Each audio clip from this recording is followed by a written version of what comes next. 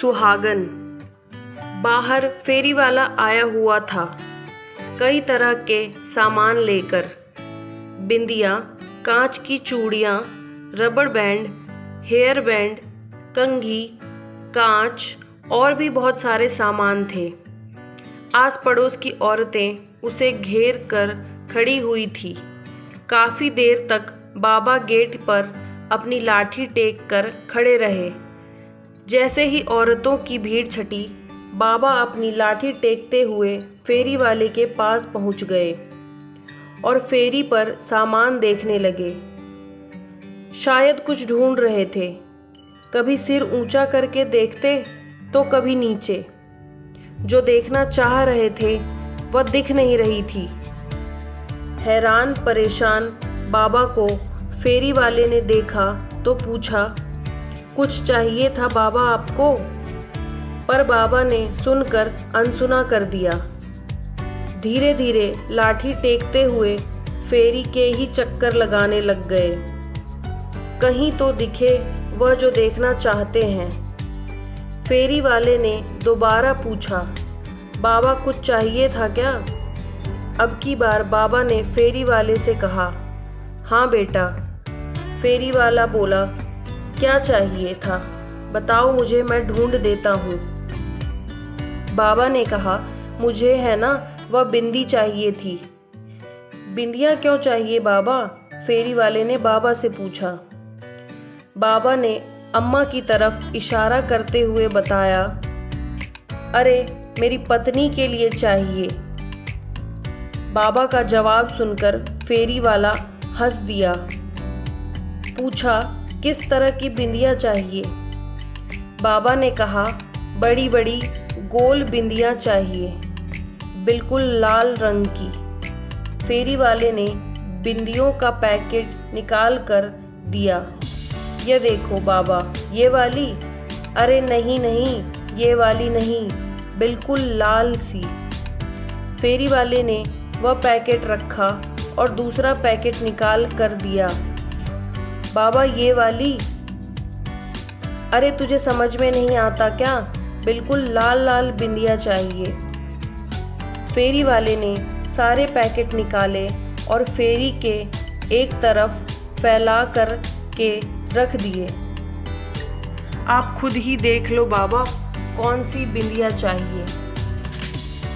बाबा ने अपने कांपते हाथों से बिंदियों के पैकेट को इधर उधर किया और उसमें से एक पैकेट निकाला।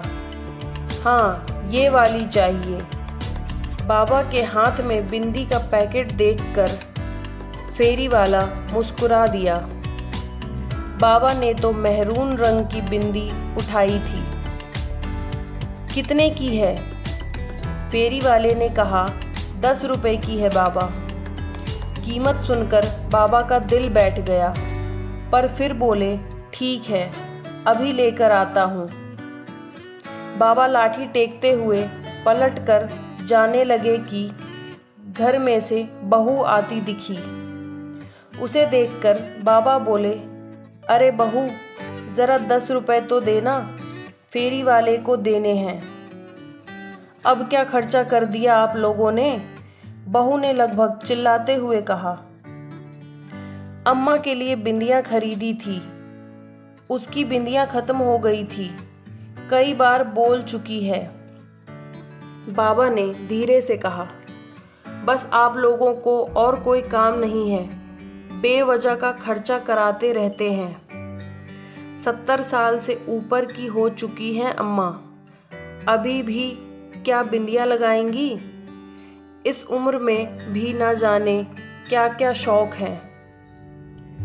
बेटा, बात शौक़ की नहीं है, अम्मा भी सुहागन है, इसलिए उसका मन नहीं मानता। सिर्फ 10 रुपए ही तो मांग रहा हूँ, अंदर जाकर दे दूँगा।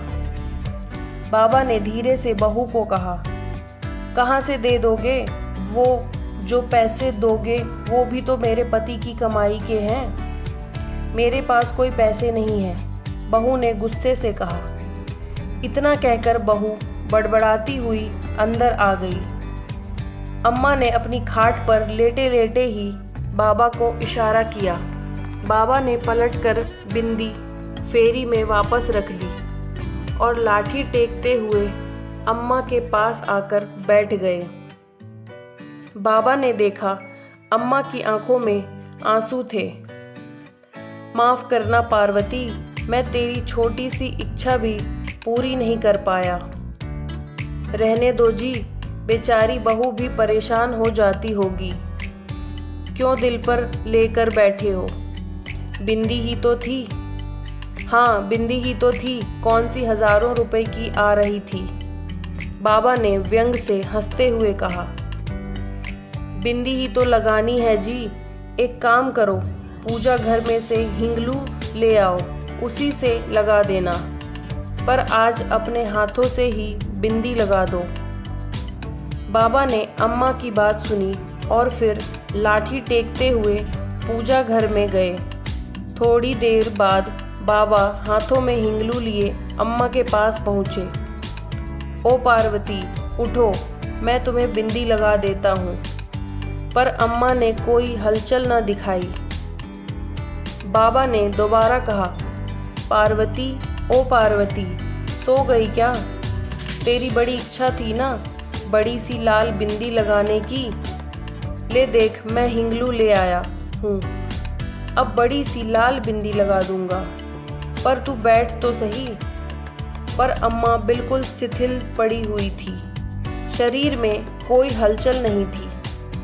बाबा का दिल बैठ गया। हाथ में हिंगलू लिए अम्मा के पास ही बैठ गए।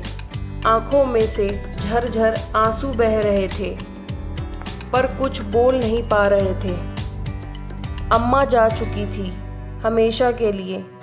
थोड़ी देर में रोना धोना मच गया। आस पड़ोस के लोग आ गए। बेटे को बुलाया गया और अम्मा को अंतिम यात्रा के लिए तैयार किया गया। अम्मा को नहला धुलाकर सुहागन की तरह तैयार कर अर्थी पर लेटाकर बाहर लाया गया। बाबा ने देखा अम्मा के माथे पर बड़ी सी लाल बिंदी लगी थी। बाबा उठे और घर में गए। थोड़ी देर बाद बाहर आए और धीरे धीरे अम्मा की अर्थी के पास गए और अम्मा के माथे से बिंदी हटा दी। बाबा, क्या कर रहे हो? अम्मा सुहागन थी, आप बिंदी क्यों हटा रहे हो? बेटे ने कहा। बेटा, उसका पति बिंदी खरीदने की औकात नहीं रखता था, इसलिए हटा रहा हूँ। ये सुनकर सब लोग अवाक रह गए। बहू शर्मसार हो गई। सबने देखा बाबा अपने हाथ में लिए हिंगलू से एक बड़ी सी लाल बिंदी अम्मा के माथे पर लगा रहे हैं। थोड़ी देर बाद बहू की चित्कार छूट गई। बाबा भी अम्मा के साथ हमेशा हमेशा के लिए लंबी यात्रा पर रवाना हो गए।